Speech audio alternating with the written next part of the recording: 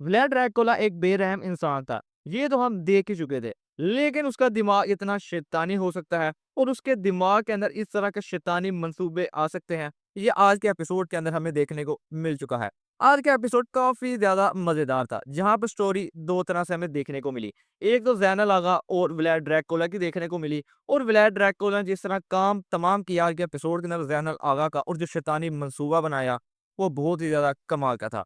तो दूसरी तरफ सुल्तान महमद फ़ातिह ने आखिरी उम्मीद थी जो पोंतस की, वो जो किला था उसको भी गिरा दिया है। अब यानी पोंतस का गिराव करने के रास्ते में कोई भी रुकावट बाकी नहीं रही। तो दूसरी तरफ इस किले को फ़तह करना इतना आसान नहीं था जितना कि लग रहा था। तो दूसरी तरफ ये किला बहुत ही अहमियत रखता था पोंतस की मुहिम के लिए, उसको उसकी फ़तह के लिए। जैसा कि इसका जो किले का जो स्ट्रक्चर था बहुत ही ज़्यादा अच्छा बनाया गया था और बहुत ही दुश्वार रास्ते पर बनाया गया था।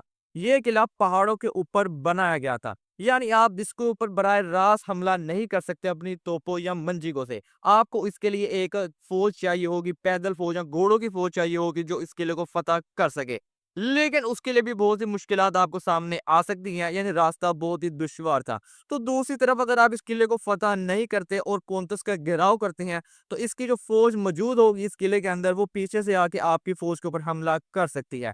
तो इसलिए इस किले को गिराना सबसे ज़्यादा ज़रूरी था और ये बहुत ही मुश्किल काम था, इसलिए सुल्तान महमद फ़ातिह ने ये मुश्किल काम बाली बे को सौंपा। जैसा कि हम ये चीज़ पहले भी देखते हुए आए कि इस तरह के मुश्किल काम बाली बे और उनके अकंजी सिपाहियों को दिए जाते हैं और वो अपना फरीज़ा बखूबी निभाते हुए नज़र भी आते हैं।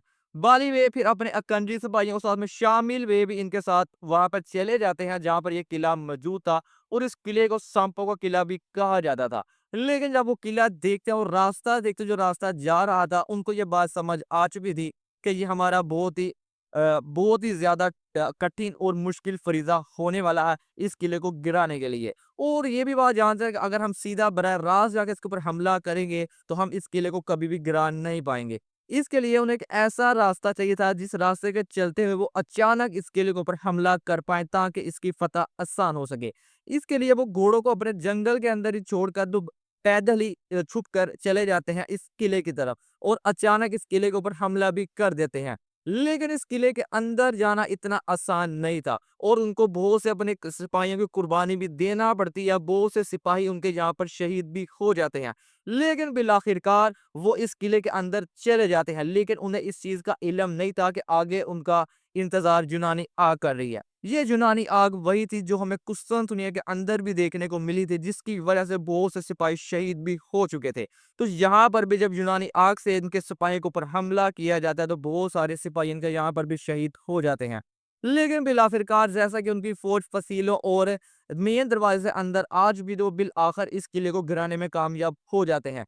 लेकिन यहाँ पर जब सुलेमान ग्रिजोर्गो और साथ में ड्रैगन जुस्तियान इस किले से जाने वाले होते हैं, वो जाते-जाते इस किले के अंदर जितना भी बारूद था उसको आग लगा देते हैं। यानी उन्होंने पहले से ही मनसूबाबंदी की थी, अगर वो किला गिराने में कामयाब हो भी जाते हैं तो वो किले को इस्तेमाल ना कर पाएँ। इसी के चलते हुए जब वो इस क बारूद को आग लगाते हैं तो किले के सारे नीचे बारूद फैला हुआ था, जिसकी वजह से सारे का सारा किला तबाह-बर्बाद हो जाता है और यहाँ पर भी बहुत सी शहादतें देखने को मिलती हैं। यानी किला तो उन्होंने फ़तह कर लिया, अपना फ़रीज़ा तो पूरा कर लिया जो सुल्तान महमद फ़ातिह ने उन्हें दिया था। लेकिन इसके अंदर उन्हें बहुत सी अपने सिपाहियों को कुर्बानियाँ देनी पड़ी।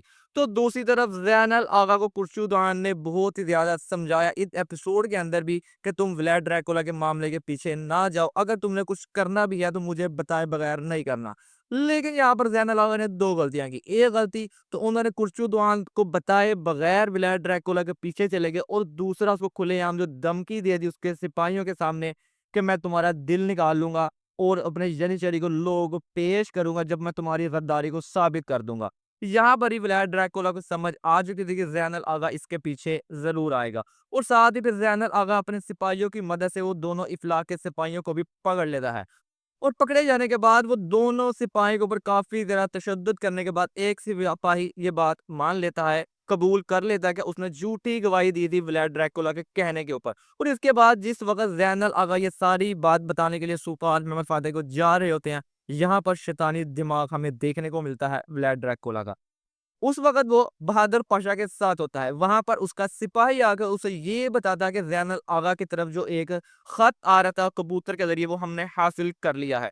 दरअसल वो ख़त उसने सुलेमान से लिखवाया था ज़ैनुल आगा के लिए ताकि उसको अपने मंसूबे के अंदर फँसा सके और उसके अंदर ये चीज़ लिखी हुई थी कि तुम मेरा काम करते रहो जैसे मैंने तुम्हें काम फरीदा सौंपा था। यानी ज़ैनुल आगा को गद्दार बनाने का उसने मंसूबा तरतीब दिया था। तो दूसरी तरफ उसका सिपाही ये भी बात करता है कि बहादुर पाशा के सामने ही कि ज़ैनुल आगा के सिपाही हमारी जो करारगाह है यानी जहाँ पर ये सारे ख़ैमे लगाए हुए बैठे हुए थे इफ़्लाक के सिपाही उनके ऊपर हमला करने वाले हैं। यहाँ पर बहादुर पाशा खुद जाते हैं ताकि इस सारे मामले को खून के ज़रिए नहीं बल्कि सुकून से हल किया जा सके। तो दूसरी तरफ फिर रास्ते में ही ज़ैनुल आगा को व्लाद ड्रैकुला रास्ता रोक लेता है और बिला देखे आँख झपके बगैर उसकी गर्दन को काट देता है। तो दूसरी तरफ ज़ैनुल आगा जब यहाँ पर मरने वाला होता है तो वहाँ पर कुर्चुद्वान और यनिचरी के सिपाही आ जाते हैं लेकिन वो उसको वहाँ पर बचा नहीं पाते और फिर व्लाद ड्रैकुला को पकड़ के सुल्तान महमद फातह के सामने लाया जाता है कि इसने ज़ैनुल आगा को मार दिया है। लेकिन यहाँ पर जैसा कि बहादुर पाशा जब वहाँ पर पहुंचते हैं तो जितने भी यनिचरी के सिपाही थे उनको भी मार दिया जाता है। ये वही सिपाही थे जो कि ज़ैनुल आगा ने दोनों इफ़्लाक के कमांडरों के गिर्द उनको हिफाजत के लिए रखा था। लेकिन वो चीज़ वहाँ पर यही शो कराते हैं कि जैसे इन्होंने हमारे ऊपर हमला किया और हमने अपने दिफा के चलते हुए इनको यहाँ पर मार दिया है।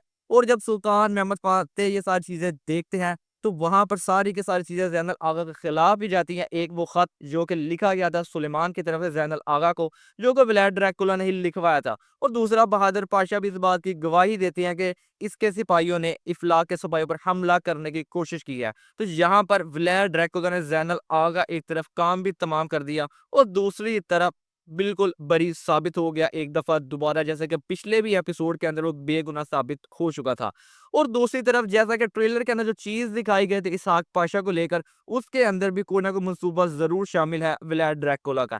ऐसे ही व्लाद ड्रैकुला ने अपने सिपाही को उसके दस्ते के अंदर शामिल नहीं किया जो कि पोप की तरफ जा रहा है और इसका जो मंसूबा होगा ये आने वाले एपिसोड के अंदर देखने को मिलेगा। लेकिन ये वाला एपिसोड काफ़ी ज़्यादा मज़ेदार था। यहाँ पर एक तरफ तो व्लाद का एक और हमने काम देखा कि उसका दिमाग कितना शैतानी है और जिस तरह उसने ज़ैनुल आगा भी यहाँ पर काम तमाम कर दिया। अब नेक्स्ट एपिसोड के अंदर वो किसका काम तमाम करने वाला है। तो दूसरी तरफ अब सुल्तान महमद फातेह जैसे कि उन्होंने पहले ही बात की थी कि जिस रास्ते को वो इख्तियार करने वाले हैं पुंतुस के जाने के लिए वो बहुत ही दुश्वार होने वाला है और वो किस तरह इस रास्ते को दुश्वार को सामना करते हुए पुंतुस के लिए जाएंगे।